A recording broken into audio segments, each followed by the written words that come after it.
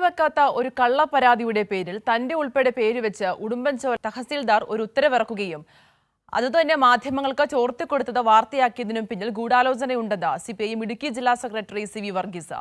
തനിക്കെതിരെ ആരോപണമുയർത്തി സിപിഐഎമ്മിനെ ഇകഴ്ത്തിക്കാണിക്കാനുള്ള ശ്രമമാണെന്നും ഉത്തരവിനെയും പ്രചാരണങ്ങളെയും നിയമപരമായി രാഷ്ട്രീയപരമായി നേരിടുമെന്നും സി.വി. വർഗീസ് പ്രതികരിക്കുന്നു.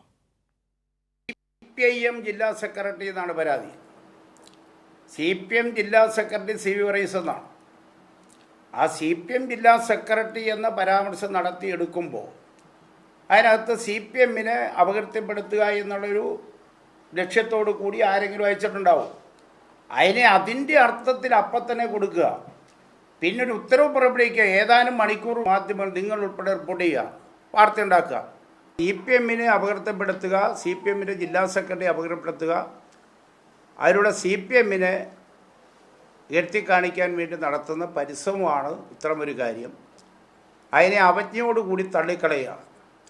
അതുകൊണ്ട് അത്തരമൊരു നിലപാട് സ്വീകരിച്ച ഉദ്യോഗസ്ഥർക്കെതിരായി നിയമപരമായി സ്വീകരിക്കേണ്ട നടപടിയെ സംബന്ധിച്ച് ഞങ്ങൾ ആലോചിക്കും.